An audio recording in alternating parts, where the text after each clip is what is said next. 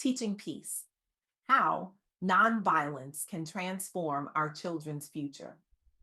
I recently had the profound honor of interviewing Barbara C. Joyner, a woman whose quiet determination has sparked a revolution in how we approach violence in our communities.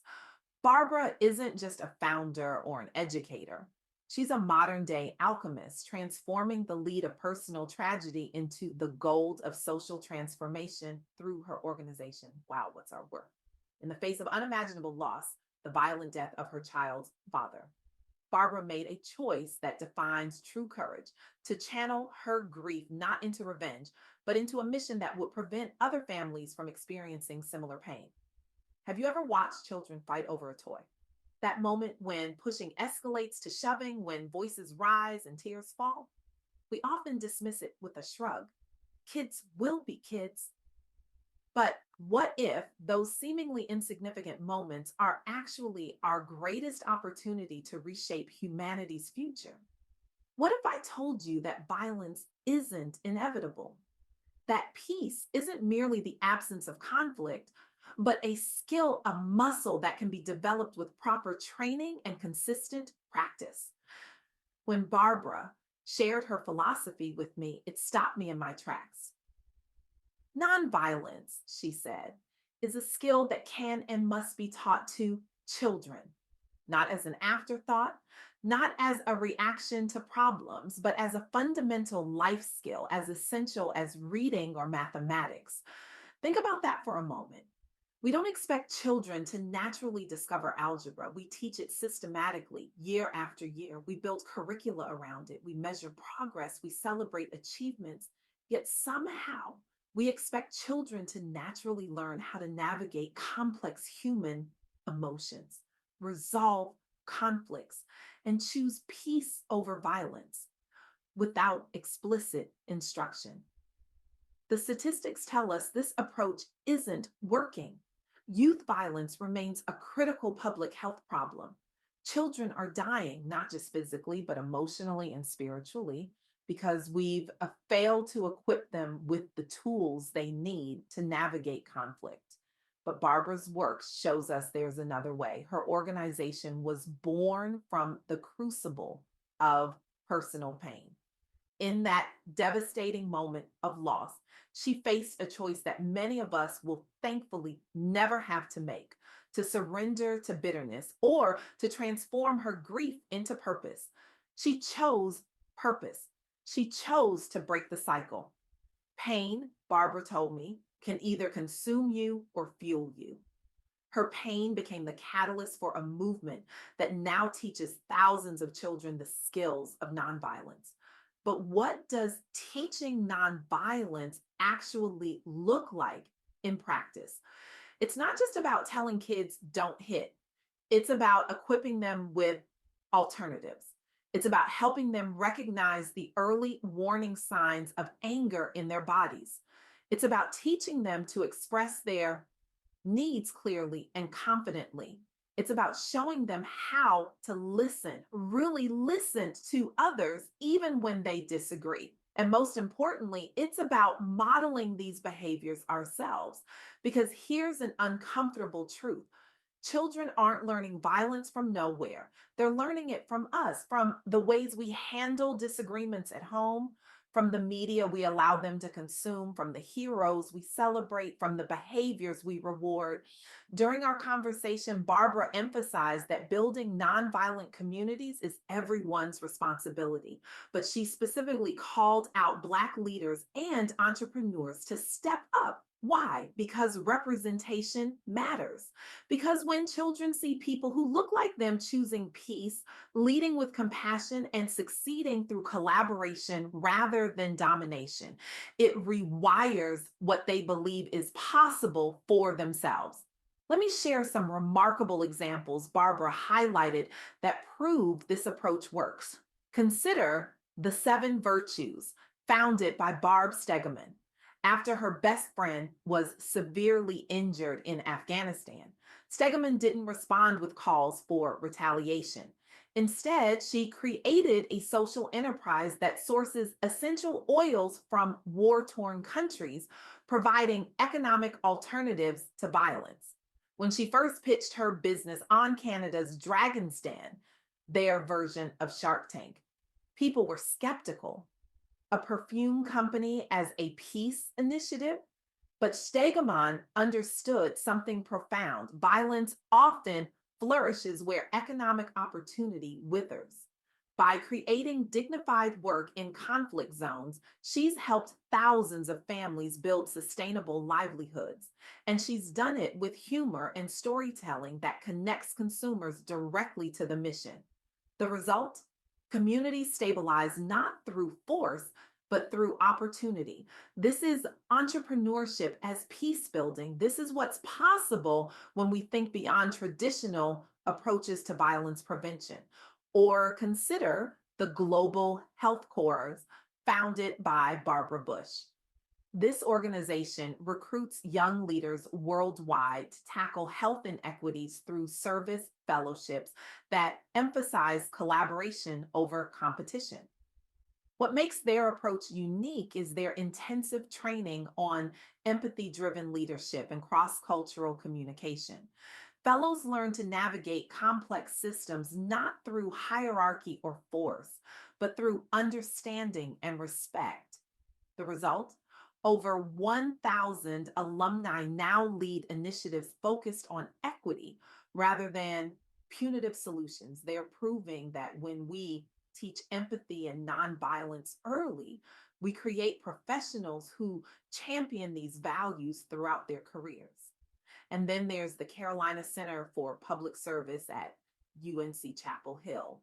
When their students, many first generation or from underrepresented backgrounds, began working in neighborhoods affected by historic trauma and violence, they faced significant distrust. Rather than pushing forward with their own agenda, they prioritized listening sessions and collaborative problem solving workshops grounded in mutual respect. They recognize that traditional outreach often fails due to lack of cultural competence and trust building. The outcome? Improved relationships between university students and local residents, and fewer incidents requiring law enforcement intervention. They've shown that institutional support combined with grassroots leadership can foster lasting cultures of nonviolence. What ties these examples together is their recognition that peace isn't passive, it's active, it requires skills, it demands practice, and it begins with education. As Barbara emphasized in our interview, we teach our children how to protect themselves physically. Look both ways before crossing the street. Don't talk to strangers. But we rarely teach them how to protect themselves emotionally and socially. This is where we're failing them. And this is where we can make the most profound difference. Now, I can almost hear some of you thinking, this sounds nice, but it's naive. The world is violent. We need to prepare our kids for that reality. I understand that concern, especially for Black parents and educators who know the additional burdens our children carry in a society that often criminalizes them before they've even had a chance to grow up. But preparing children for a violent world doesn't mean teaching them to be violent. It means equipping them with the tools to navigate conflict skillfully, to recognize danger, to set boundaries, and to build communities based on mutual respect rather than fear. As the African proverb reminds us, if you want to go fast, go alone. If you want to go far, go together. Violence might seem like the quick solution in the moment, but nonviolence is what sustains communities across generations. Barbara's work shows us that teaching nonviolence isn't just about creating nicer children, it's about creating a more just society. Because children who learn to resolve conflicts peacefully grow into adults who can challenge systemic injustice without replicating its methods. They become the entrepreneurs who create businesses that uplift rather than exploit. They become the healthcare workers who address root causes rather than just symptoms. They become the community leaders who build bridges rather than walls. And yes, they become the parents who raise the next generation differently. During our conversation, Barbara shared a quote from Dr. Martin Luther King Jr. that guides her work. Nonviolence is a powerful and just weapon which cuts without wounding and ennobles the man who wields it. It is a sword that heals. This is the vision she's working toward. Communities where conflict is inevitable, but violence is not, where disagreement leads to dialogue rather than destruction, where children learn that their worth isn't determined by their ability to dominate others, but by their capacity to connect, to understand, to collaborate. So, where do we go from here? How do we, especially Black professionals and entrepreneurs, contribute to this vision? I challenge you today. Commit to mentoring at least one young person this month about resolving conflicts peacefully. Share your story. Teach them alternatives to violence. Model calm under pressure.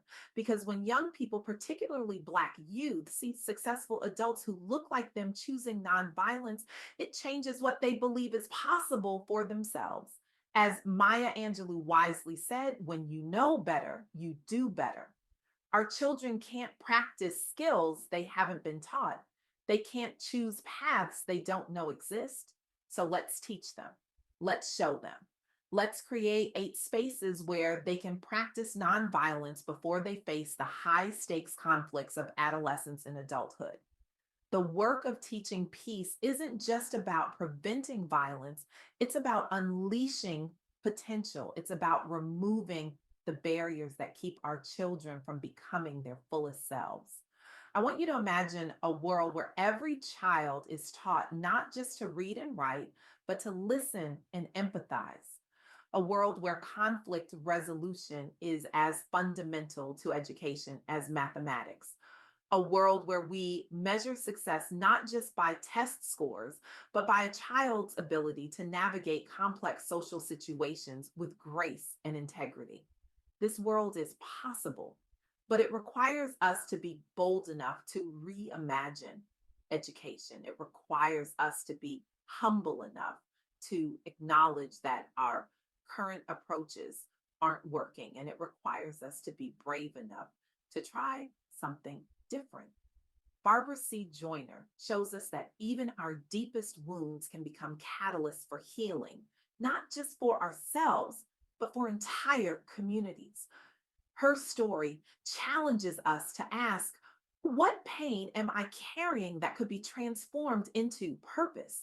What skills do I possess that could help build a more peaceful world? The path of nonviolence isn't easy. It's not passive. It's not weak. It demands courage, creativity, and commitment. But as Barbara's work demonstrates, it's the only path that leads to lasting change. Today, I invite you to join this quiet revolution, to become a teacher of peace in your home, your workplace, your community, to recognize that every interaction with a child is an opportunity to model nonviolence, to understand that when we teach children to choose peace, we're not just changing their future, we're changing our own. Because the children we teach today will create the world we live in tomorrow. And they deserve a world where peace is not just a dream, but a skill they've been equipped to create. Thank you.